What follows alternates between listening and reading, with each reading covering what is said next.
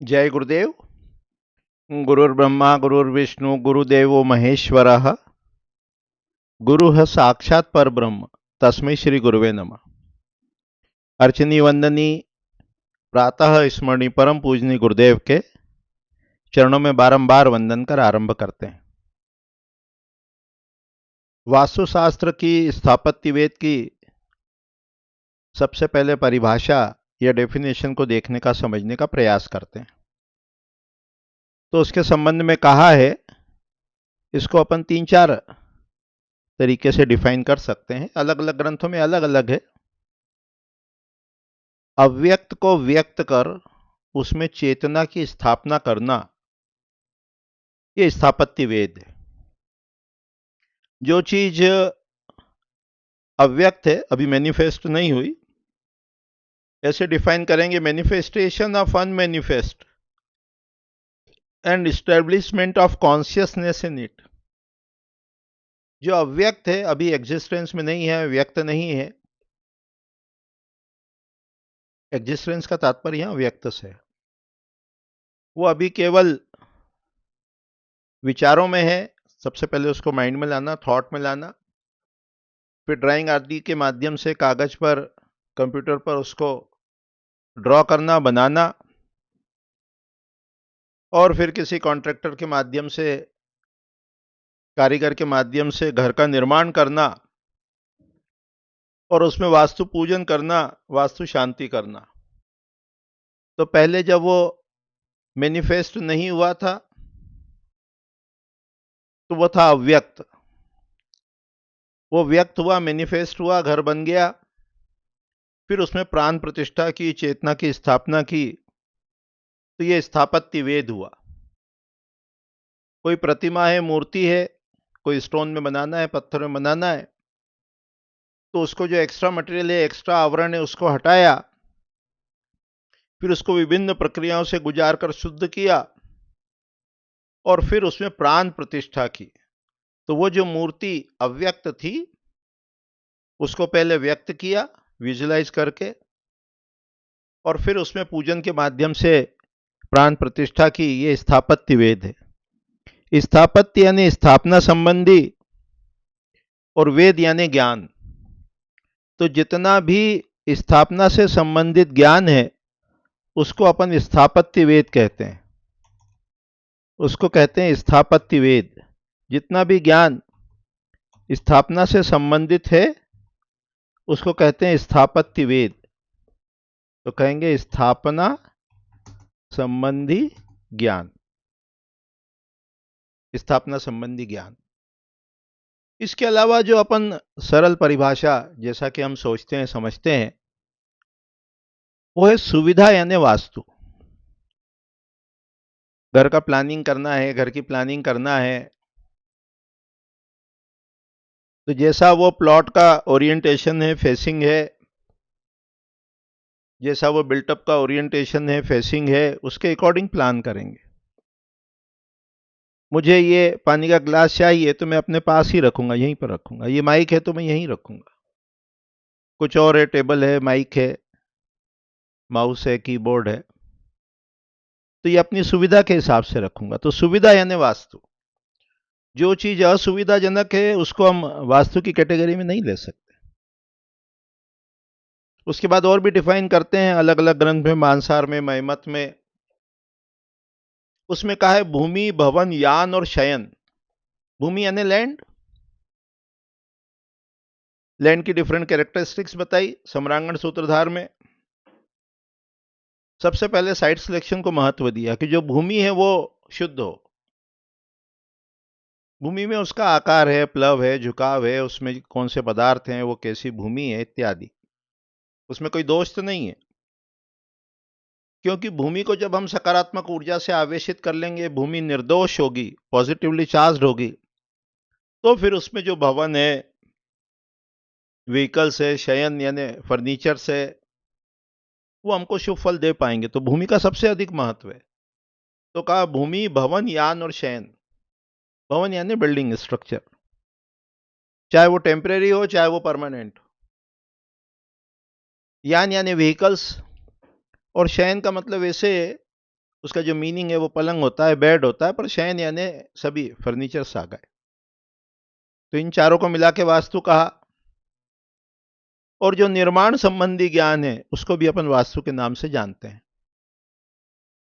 अपन यहां विशेष रूप से स्थापत्य वेद को देखने का, समझने का प्रयास कर रहे हैं।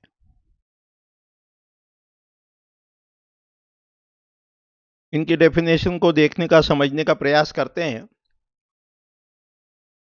जितना भी वैदिक वांग्मय है, वैदिक लिटरेचर है, उसमें जो नाउन है, जो संज्ञा है, वही विशेषण है। वो अपने गुणों को खुद बताती है। जो नाउन है, संज्ञा है, वो एडजेक्टिव है, विशेषण है। जैसे स्थापत्य यानी स्थापना संबंधी, वेद यानी ज्ञान, विद धातु से बना है, विद यानी जानना। तो जितना भी ये स्थापत्य वेद है वो स्थापना से संबंधित ज्ञान है। इसको डेफिनेशन को अपन स्थापत्य वेद की जो परिभाषा है उसको अपन दो भागों में विभाजित करते हैं स्थापत्य वेद को। एक होता है मैं खुद, अहम, और एक मैं से बाहर सारा जगत, इदम। उसको अपन इनर ग्लोरिफिकेशन भी कह सकते हैं, आंतरिक सज्जा भी कह सकते हैं। और दूसरे को, जगत को, बाह्य सज्जा कहते हैं, आउटर ग्लोरिफिकेशन कह सकते हैं। ये जो मैं है, अहम है, और सारा जो जगत है, इदम है, वो अहम के लिए बना है। तो मैं के अंदर ये जो अहम है, इसमें चेतना के स्तर होते हैं, लेवल ऑफ कॉन्शियसनेस होते हैं।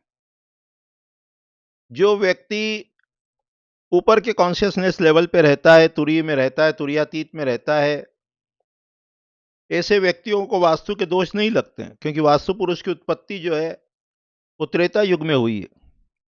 4 युग हैं, सतयुग, त्रेता, द्वापर और कलयुग। सतयुग में वास्तु पुरुष की उत्पत्ति नहीं बताई है। वास्तु पुरुष जो पैदा हुआ है वो त्रेता युग में हुआ है। तो जब व्यक्ति की चेतना का स्तर, चेतना के 3 स्तर होते हैं ना, रज, सतरजतम, सतोगुणी, रजोगुणी, तमोगुणी। तो जो गुणातीत चेतना में रहते हैं, सत्व गुण की चेतना में रहते हैं, उनको ये वास्तु दोष नहीं लगते हैं। तो वास्तु दोष की जो रिमेडी है, वो सबसे स्ट्रांग रिमेडी है कि अपना जो लेवल ऑफ कॉन्शियसनेस है उसको अपलिफ्ट करें, ऊपर उठाएं।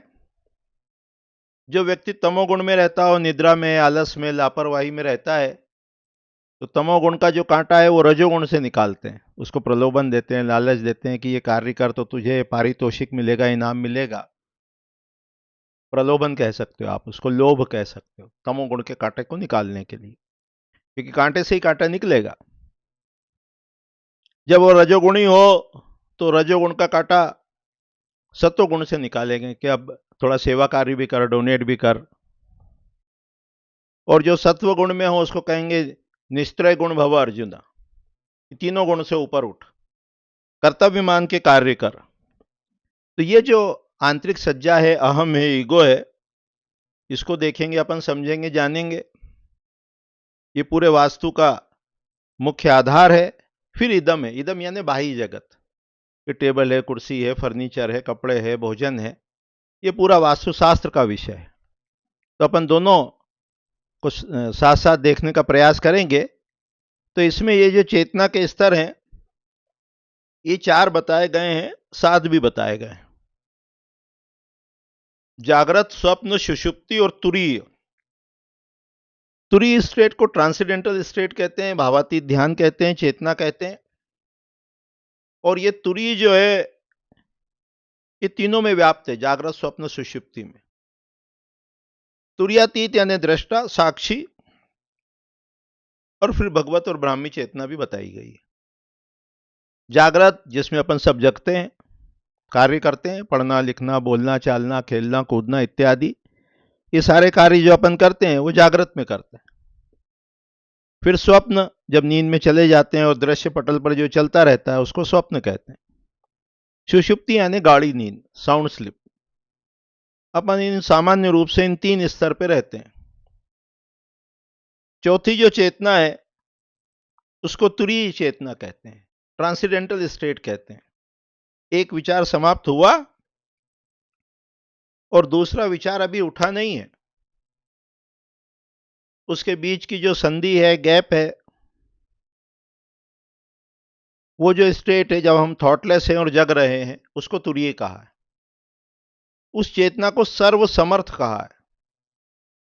उसी चेतना के बारे में कहा है, जो इच्छा करियो मन माही, प्रभु प्रताप कछु दुर्लभ नाही। Thoughtless state.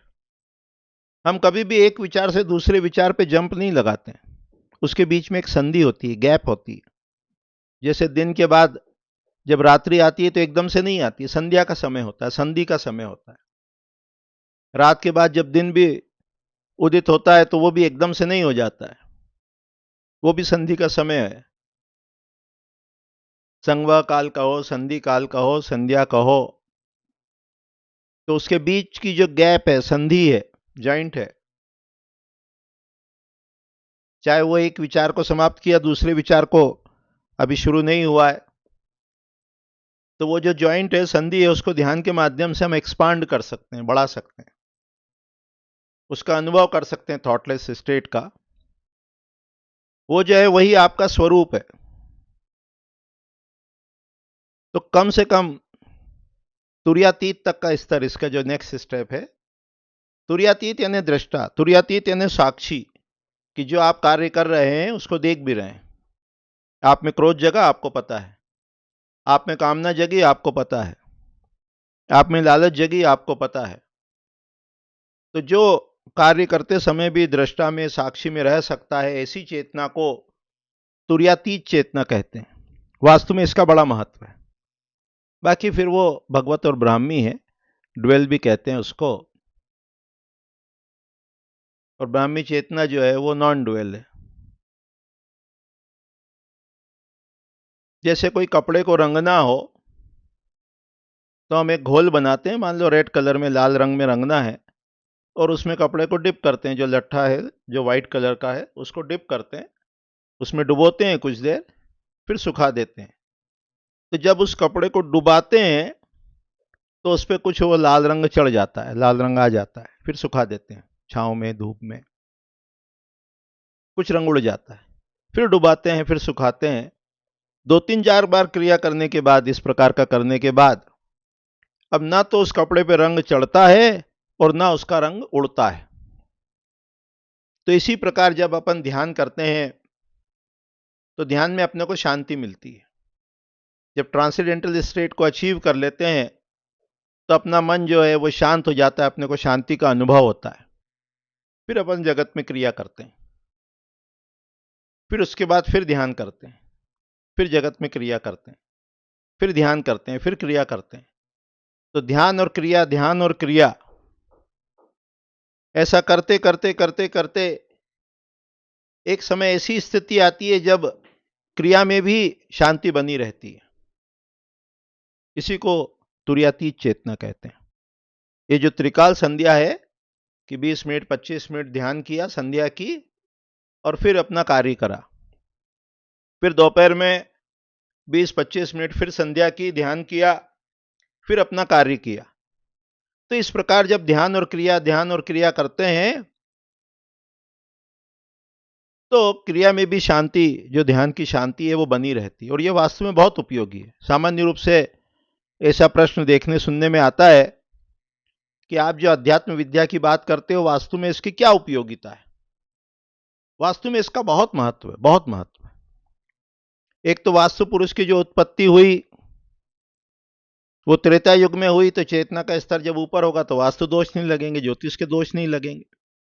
सम्रांगण सूत्रधार के 6वें अध्याय में सहदेवाधिकार कथा में भी ऐसी कहानी के माध्यम से ऐसी बात का, ऐसे विषय को बताया गया है कि पहले देवता और मनुष्य साथ साथ रहते थे, पूर्ण चंद्र था, कृतयुग यानी सतयुग था, स्थिर यौवन वाले थे, एक ही ऋतु थी।